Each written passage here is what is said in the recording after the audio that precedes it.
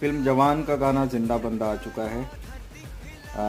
गाने में सुनने लायक कुछ नहीं है, कुछ भी नया नहीं है। ऐसे ग्रुप्स, ऐसा म्यूज़िक आपने अक्षय कुमार की फिल्मों में खूब सुना होगा। यही ये बिल्कुल कॉमन सा मामला है।